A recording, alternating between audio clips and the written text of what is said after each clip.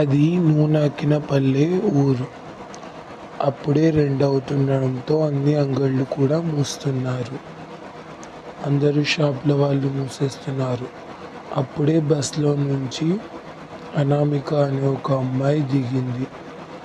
ఆమె అమెరికా నుంచి అక్కడికి వచ్చింది. అప్పుడే చూస్తే సమయం 2 దాటింది. ఆమె ఎప్పుడు 2 కన్నా ముందే ఆటోలని వచ్చేలా చూసుకునేది. కానీ ఈసారి కాస్త సమయం లేట్ అవ్వడంతో బస్ స్టాండ్లో ఒక్క ఆటో కూడా తనకి కనిపించలేదు. అయినప్పటికీ ఏమాత్రం భయం లేకుండా తను అక్కడ వాళ్ళ డాడీకి కాల్ చేసి చెప్పింది. నాన్నగారు ఒక ఆటో కూడా లేదనడంతో వాళ్ళ నాన్న సరేనమ్మా నేను ఎవరిదైనా బైక్ తీసుకొని వస్తానంటే వద్దు అని చెప్పి తెలిసిన దారే కావడంతో నడుచుకుంటూ వెళ్తుంది. అలా వెళ్తూ ఉండగా ఆ దారిలో కాస్త భయంగానే అనిపించినా తనకు తెలిసిన దారే కదా అని ధైర్యంగానే వెళ్ళసాగింది. అనుకోకుండా వెనక నుంచి ఏదో చప్పుడు వినిపించి వెనక్కి తిరిగి చూడగా ఒక ముసలాయన చక్రాల బండి మీద రావడం గమనించి భయాన్ని కాస్తగా ధైర్యపరుచుకుంది. అప్పుడు ఆ ముసలాయన నేను నూనాకినపల్లె ఊరేకే వెళ్తున్నానమ్మా, రమ్మని బండి ఎక్కమంటే ఎక్కుతుంది. సరే తాతగారు అని చెప్తుంది.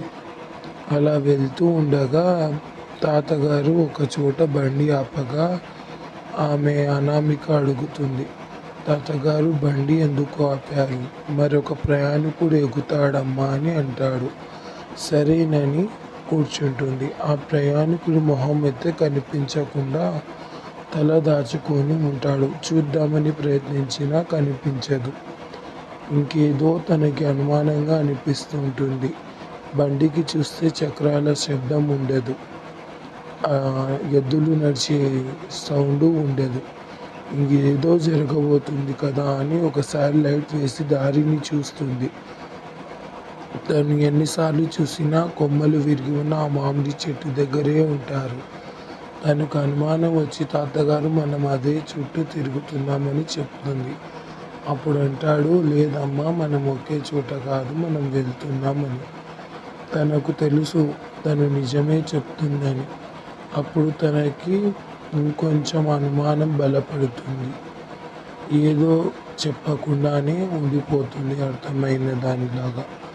అప్పుడే మళ్ళీ ముసలాయన ఒకటి అంటాడు, దారిలో మరొక ప్రయాణికుడు చేరబోతున్నాడు అని. తను చెప్తుంది, తాతగారు కాస్త బండి ఆపుతారా, నేను వెళ్తాను అని.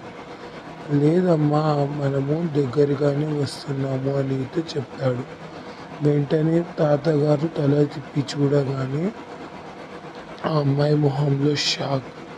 ఆ ముసలాయనకి కళ్ళు ఉండవు, మొహం చూస్తే పగిలిపోయి ఉంటుంది. అతను ఒక భూతమని అర్థమై గుండె అయితే పగిలిపోయినంత పని అవుతుంది. కానీ తను అతనికి ఏమీ చెప్పదు. ఏ సమాధానం చెప్పకుండా భయంగానే ఉంటుంది. అతను అంటాడు, నువ్వు దిగాలనుకున్నా ఈ బండి నుంచి దిగలేవని. తనకేం చేయాలో తోచదు.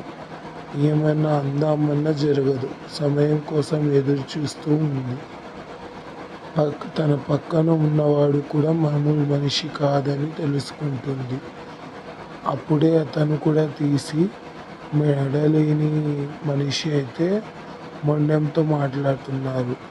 మనము నూనాకినపల్లిలోనే ఉన్నాము, కానీ నువ్వు ఇక్కడి నుంచి దిగి వెళ్ళడం అయితే నీ వల్ల కాని పని అని అంటాడు. కానీ ఆ అమ్మాయి సరేనని ఏదో ఒక చోట బండి ఆగుతుంది కదా అని అనుకుంటుంది. అప్పుడే దారిలో మరొక వ్యక్తి ఎక్కుతుంది. ఒక స్త్రీని కూడా వాళ్ళు ఆ బండిలో ఎక్కించుకుంటారు. అలాగే ఆ స్త్రీ కూడా ఒక దయ్యమే. ఆ స్త్రీని వీళ్ళని చూసి ఏం చేయాలో తోచని ఆమె ఆ అనామిక అమ్మాయి చాలా భయపడుతూ కంగారుగానే ఉంటుంది. ఆ స్త్రీ కూడా ఒకటే చెప్తుంది, నువ్వు ఎక్కావు కదా ఇక దిగలేవు ఇక్కడి నుంచి అని. తనకైతే అర్థం కాదు. ఊరైతే రావాలని ఎదురు చూస్తుంది. మళ్ళీ దారిలో మరొక కొత్త ప్రయాణికుడు ఎక్కుతాడు. ఇలా ఈ విధంగా ఆ ప్రయాణికులందరూ ఎక్కాక అదేది నూనాకిన పల్లె ఊరికైతే చేరుకుంటుంది. గ్రామంలోకి వెళ్ళంగానే తను దూకి పారిపోవాలని అనుకుంటుంది. దగ్గరగా ఇల్లులు, వెలుతురు అంతా కనిపిస్తూ ఉండడంతో గ్రామానికి దగ్గరగా వచ్చాను, దుంకగానే ఊరిలోకి వెళ్ళి పారిపోవాలి అని అనుకుంటుంది. కానీ అది పాత నూనాకిన పల్లె అని అప్పుడే ఆమెకు అర్థమైంది. అంత బురద, వరదల్లో కొట్టుకుపోయిన పాత నూనాకిన పల్లె ఊరికి వాళ్ళు చేరుకున్నారు. దగ్గరికి వెళ్ళంగానే ఆ లైట్లు, ఆ వెలుగు అంతా మాయమైపోయింది. అప్పుడు ఏం చేయాలో తనకి తెలియలేదు. అప్పుడు ఆ భూతాలన్నీ కలిసి అంటాయి, ఇక నువ్వు ఇక్కడి నుంచి తప్పించుకోలేవు. ఇప్పుడు టైం 9:30 అయింది. నువ్వు 12 లోపు ఈ ఊరుని దాటి వెళ్ళాలి అని అంటారు. తనకి ఏం చేయాలో తెలియదు. బండి దుంకింది, పరుగుల్ని తీసింది. ఎలాగైనా సరే తను ప్రాణాలను కాపాడుకోవాలనుకుంది. అలా పరిగెత్తుతున్న తను ఏదో ఒకటి చేసి 12 లోపు ఈ ఊరు నుంచి వెళ్ళాలని అటు ఇటు దారుల్ని వెతుకుతూనే ఉంది. చివరిగా తనకు ఒక గది కనిపించడంతో అందులోకి వెళ్ళింది. ఆ గదిలోకి వెళ్ళిన ఆమెకి ఏం చేయాలో ఏంటో అని చాలా భయంగా ఉంది. అనవసరంగా వీటికి చిక్కుకున్నాననుకుంది. ఒక తలుపు వెనకాల తెరిచి చూస్తే అక్కడ ఒక గుడి కనిపించింది. ఆ పాడుబడ్డ గుడిలో ఏమైనా ఉందేమో అని వెళ్ళింది. అక్కడికి వెళ్ళి తలుపుల్ని తెరిచి చూడగా లోపల కూడా దెయ్యాలకు కనిపించిన ఆ స్వామీజీ ఉన్నారు. కానీ ఆయన మంచివారు కావడంతో ఆమెకి సహాయం చేసి, నువ్వు ఆ ప్రదేశంలో ఉండమ్మా, దెయ్యాలు ఇందులోకి రావనైతే చెప్పారు. దెయ్యాలైతే చుట్టూ తిరుగుతున్నాయి, గుడి చుట్టూ ఆమె కోసమే కాపలా కాస్తున్నాయి. ఆమెకి ఏం అర్థం కావట్లేదు. ఆ చక్రంలో కూర్చుంది. సమయం ఒక్కొక్క క్షణము ఒక్కొక్క రోజులాగా అనిపిస్తుంది. ఇప్పుడు సమయం 12:45 అయింది. భూతాలన్నీ దగ్గరగా వచ్చాయి. మరో 5 నిమిషాల్లో నువ్వు మాకే సొంతం అయిపోతావు, ఇక్కడి నుంచి వెళ్ళిపోలేవు అంటున్నారు. ఆమె ఆ దేవుణ్ణి ప్రార్థించింది. భూమాత వచ్చి ఆమెని రక్షించింది. ద్వారం తెరుచుకుంది. ఆ దేవి యొక్క శక్తిని ఆ దయ్యాలు తట్టుకోలేకపోయాయి. ఆమె వెంటనే ఆ దారిని చూసి పరుగులు తీసింది. తనకు తెలియదు, కానీ తన ప్రాణాలతో బ్రతికి బయటైతే పడింది. తన ఊరిలోకి వచ్చి పడి మళ్ళీ అదే బస్ స్టాండ్లో ఉండడంతో తను చాలా ఎగ్జైట్ అయిపోయింది. కానీ తనకి అర్థమైంది అదైతే నిజమే, ఇక మీదట ఎవరు ఏం చెప్పినా సరే నమ్మాలి అనుకుంది. అప్పుడే తను తెలిసిన దారిలో వచ్చి కూర్చోవడంతో కాస్త టైం తీసుకుంది. ఈలోపు ఒక ఆటో రావడంతో, అమ్మ ఇక్కడ ఎందుకు ఉన్నావు, ఇక్కడ రాత్రులు దయ్యాలు తిరుగుతాయని మీకు తెలీదా అని అంతా చెప్పడంతో ఆమె అప్పుడు అర్థం చేసుకొని ఇంటికి వెళ్ళగా వాళ్ళ అమ్మ ఎక్కడికి వెళ్ళావని ఆమెను హత్తుకొని ఏడుస్తుంది. రాత్రి నీ కోసం చాలాసేపు ఎదురు చూసామంటడంతో దారిలో ఎక్కడో కళ్ళు తిరిగి పడిపోయానని అనామిక వాళ్ళ అమ్మతో అబద్ధం చెప్తుంది. నిజం చెప్తే నమ్మరని.